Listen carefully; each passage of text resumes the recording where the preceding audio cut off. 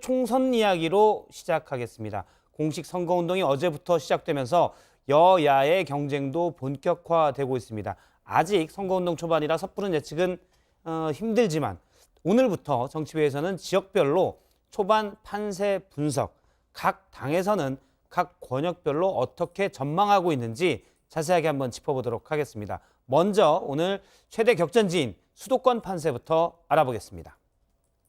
자, 우리나라 인구 절반가량이 살고 있는 곳 바로 서울, 경기, 인천, 이른바 수도권입니다. 인구가 많다 보니 국회 의석수도 단연 많습니다. 전체 선거구 253석 중에 수도권이 121석입니다. 여야를 막론하고 수도권을 최대 승부처로 보는 이유죠.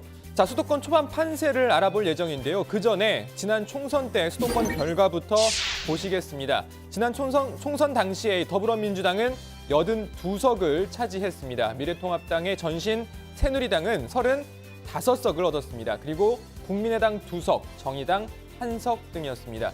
자, 보시는 대로 지난 총선에서는 민주당이 수도권에서 크게 이겼습니다.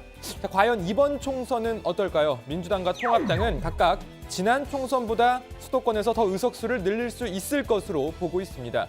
좀 더 구체적으로 보면 민주당은 최소 87석에서 최대 92석 정도를 기대하고 있고 통합당은 50석을 목표로 하고 있습니다. 이번에는 수도권에서 좀 지난번보다 좀 더 얻을 것으로 좀 예상 내지는 기대가 되고 있고요. 구체적 숫자를 말씀드리긴 그런데 네. 좀 5석에서 한 10석 정도. 수도권 같은 경우에는 이번 같은 경우에는 최소한 10석에서 많게는 한 15석 정도를 이제 더 가져와서 50석 정도는 되지 않을까 이렇게 예상을 하고 그런데 있습니다. 자, 그러니까 두 당 모두 최소한 수도권 민심이 우리에게 나쁘지 않다 이런 판단인 건데요. 자, 글쎄요. 어떤 결과를 얻을지는 2주 후면 알 수 있겠죠. 참고로 비례대표 정당 지지율 여론조사를 한번 보실까요? 비례대표 정당 지지도가 곧바로 지역구 후보 지지로 연결되는 건 당연히 아니지만 수도권 민심 참고 정도는 할 수 있을 것 같습니다. 한국갤럽 조사인데요. 자, 비례대표 정당 투표에서 어느 정당에 투표할 것이냐 묻는 질문에 먼저 서울에서는 더불어시민당과 미래한국당이 나란히 21%를 받았습니다. 그 뒤는 열린민주당 14%, 정의당 8%, 국민의당 4% 순이었습니다. 인천 경기 지역도 보시죠. 자, 더불어시민당 24%, 미래한국당 21%, 정의당 12%, 열린민주당 9%, 국민의당 4%의 순이었습니다. 자, 더불어민주당과 미래통합당의 비례대표 전용 정당인 더불어시민당과 미래한국당이 상대적으로 높은 지지율을 나타내고 있는 가운데 열린민주당과 정의당도 10% 내외의 지지율을 나타내고 있습니다. 자, 그럼 좀 더 구체적으로 수도권 주요 지역 여론조사 결과도 한번 살펴보겠습니다. 먼저 경기 고양정입니다. 현재 김현미 국토교통부 장관의 지역구죠. 이 김현미 장관의 불출마로 민주당에서는 이용우 전 카카오뱅크 대표가 나섰고 통합당에서는 비례초선 김연아 의원이 후보로 나왔습니다. SBS의 조사인데요. 내일이 선거일이라면 누구에게 투표하겠느냐라고 물었더니 응답자의 49%가 민주당 이용우 후보를 답했습니다. 통합당 김연아 후보를 꼽은 응답자는 31.6%였습니다. 이용우 후보가 오차 범위 바깥에서 앞서는 결과가 나왔습니다. 자, 이어서 마찬가지로 경기 북부 지역 또 한 곳 보시죠. 자, 경기 의정부 갑입니다. 자, 이곳에서는 이 3명의 후보 3파전 양상인데요. 민주당에선 소방관 출신 영입인사 오영한 후보가 나섰고 통합당에선 의정부 시의원을 했던 강세창 후보가 출마를 했습니다. 또 문희상 국회의장의 아들 문석균 후보도 무소속으로 출마한 상황입니다. 여론조사 결과 어떨까요? 자, TV조선 조사입니다. 누구에게 투표하겠느냐라고 물었더니 41.8%가 오영환 후보를 택했고요. 강세창 후보를 택한 응답자는 28.4%였습니다. 그리고 9%는 문석균 후보를 택했습니다. 민주당 오영환 후보가 앞서는 것으로 나타났습니다.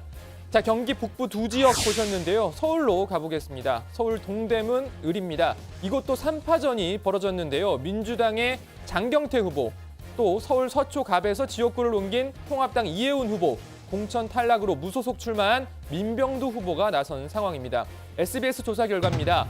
민주당 장경태 후보가 31.3%, 통합당 이혜훈 후보가 28.4% 23%, 무소속 민병두 후보가 24.8%를 각각 나타냈습니다. 세 후보 간 격차가 오차 범위 안에 있습니다. 말 그대로 혼전입니다. 자, 그리고 이어서 서울 강남 갑입니다. 보수 정당세가 상대적으로 강한 곳으로 알려져 있죠. 자, 지역구였던 전남 여수 갑을 떠나 서울 강남에서 두 번째 도전하는 민주당 김성곤 후보와 주 영국 북한 공사 출신의 태구민 후보가 맞붙었습니다. 중앙일보가 지난달 26일부터 이틀간 조사한 결과입니다. 태구민 후보가 42.6%를 나타내고 있고요.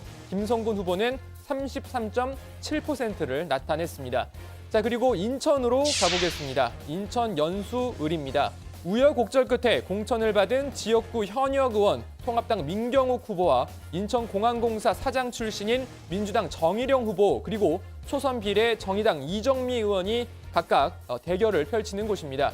경기일보와 기호일보의 조사입니다. 국회의원 선거에서 누구를 지지하겠느냐라고 물었더니 통합당 민경욱 후보가 39.5%를 얻었고요. 민주당 정일영 후보는 31.4%를 받았습니다. 그리고 정의당 이정미 후보는 19.4%를 나타냈습니다.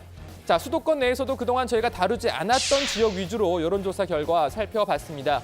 특정 당이 앞서는 곳도 있고 오차 범위 내 박빙인 곳도 많습니다. 자, 더불어민주당은 연일 겸손하고 차분한 선거운동을 강조하고 있는데요. 후보들에겐 절박한 마음으로 뛸 것을 당부하고 있습니다.